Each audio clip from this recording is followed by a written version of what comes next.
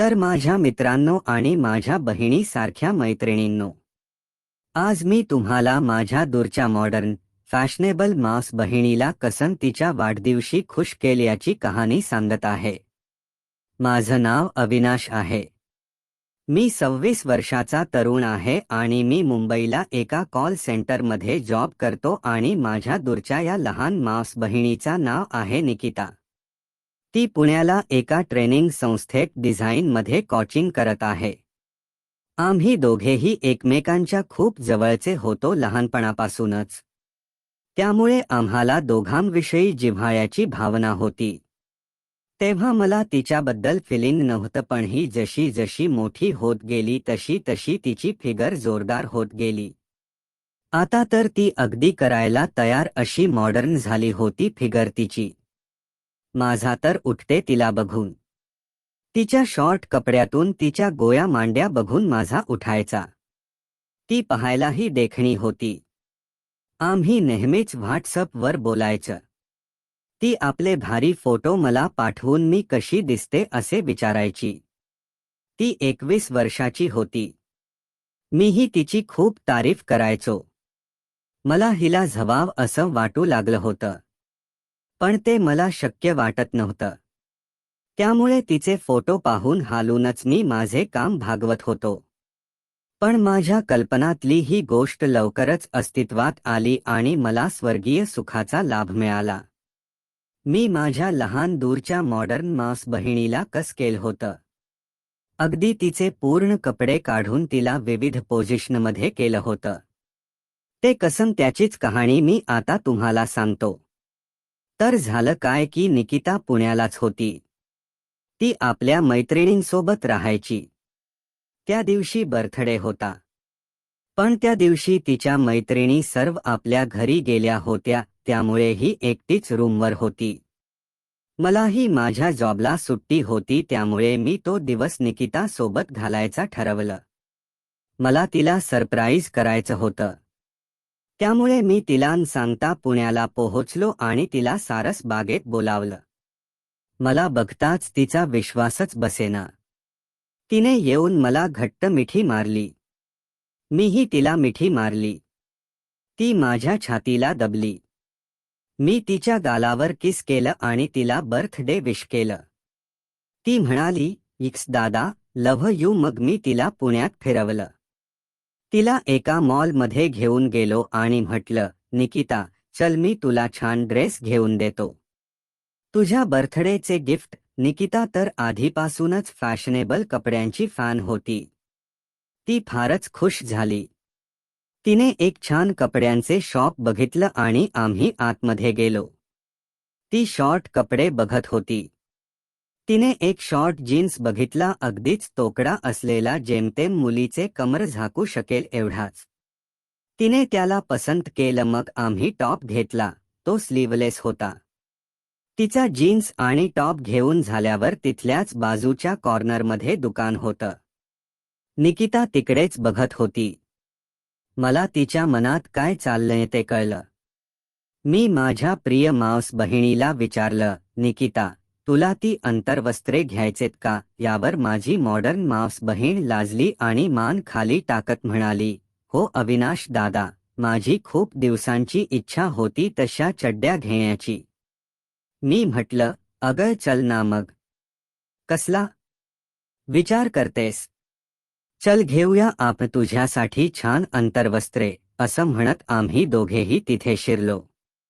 काउंटरवरची मुलगी छान छान सेक्सी अंतर्वस्त्रे दाखवायला लागली. त्या खूपच छोट्या कपड्याच बिकिनी होते. अतिशय डिझायनर आणि महागड्या पीस बघून माझी मावस बहीण निकिता खुश झाली आणि पसंत करायला लागली. मीही तिला निवडायला मदत करत होतो. काही बिकिनी तर फक्त लेसवाल्या होत्या, बाकी सर्व अंग उघडे पडणार होते. मी निकिताला ती बिकिनी दाखवली आणि ती मला खट्याळपणे मारत म्हणाली, "नको ना, ती खूप शॉर्ट आहे." मी म्हणालो, "आत घे ना, छान वाटेल." निकिता म्हणाली, "बर ठेवते, तू म्हणत आहेस तर." तशी तिने आणखी एक बिकिनी निवडली. ती पारदर्शक होते. त्यातून तीच सर्व दिसू शकत होत. ती अंतर्वस्त्रे आम्ही घेतल्या, मग आम्ही बिल पे केलं आणि दुकानाबाहेर पडलो. मी त्याला म्हणालो, निकिता खूपच हॉट अड सेक्सी दिसशील तुझ्या अंतर्वस्त्रावर. यावर ती लाजली. मग आम्ही रेस्टॉरंटमध्ये गेलो. तिथं जेवण केलं आणि मग केक घेऊन तिच्या रूमवर गेलो. ती म्हणाली, अविनाश दादा, आज माझे मैत्रिणी आपल्या घरी गेल्या आहेत तर मी एकटीच आहे. तू माझ्याकडे थांब. मी खुश झालो. मग आम्ही खरेदी केलेली शॉपिंग बघायला लागलो. मी म्हणालो, केक कापताना नवीन ड्रेस घाल निकिता. ती मिळाली, हो नक्कीच. तसा मी केक सजावट करायला लागलो आणि ती आताच घेतलेली अंतर्वस्त्रे, ड्रेस घालायला लागली. ती बाजूच्या रूममध्ये होते. मग ती ते ड्रेस घेऊन आली. माझी केकचे पूर्ण तयारी झाली होती. माझी मावस बहीण निकिता या ड्रेसवर खूपच भारी दिसत होती. तिने तो शॉर्ट जीन्स घातला होता आणि त्यावर स्लीवलेस टॉप. तिच्या गोया मांड्या उघड्या होत्या. तिला बघूनच माझा उठला. ती आल्याबरोबर मला वेगवेगळी पोझिशन घेत म्हणाली, कशी दिसत आहे अविनाश दादा. मी म्हणालो, खूपच मॉडर्न मॉडेल सारखी दिसत आहेस तू.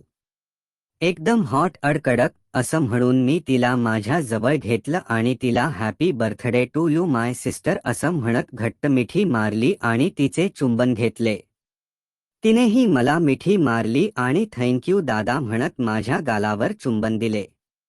मग मी तिला केक कापायला सांगितले. तिने केक कापला. आम्ही दोघांनी एकमेकांना केक भरवला. मग मी एक छान रोमँटिक गाणं लावलं आणि त्यावर आम्ही दोघे बहीण-भाऊ डान्स करायला लागलो. मी तिला माझ्या जवळ घेत तिच्या अंगाशी लगट करत डान्स करत होतो. डान्स करताना मी तिच्या मांड्यांवरून हात फिरत होतो. तीही माझ्या कमरेत हात घालून मला चिकटू डान्स करत होती. मी तिच्या पाठीवरून तिच्या अंगावर हात फिरवत नाचत होतो. नाचताना मी तिचे गाल पकडले आणि तिच्या ओठांवर किस केले. तिनेही माझ्या ओठात ओठ घालून किस केले. मग मी तिचा टॉप वरती सरकवला. त्याबरोबर आत्ताच घेतलेला तिने लावलेल्या ब्रा मला दिसला. त्यामध्ये तिचे छोटे छोटे तिचे लपले होते. मी तिचा ब्रा वरती केला. त्याबरोबर ती म्हणाली, अविनाश दादा काय करतोयस? नको ना. मी म्हणालो, थांब ग माय डार्लिंग, मला तुझ्यावर प्रेम करू दे. ती कन्हायला लागली, दादा. आह. मग मी तिचा शॉर्ट जीन्स काढायला लागलो.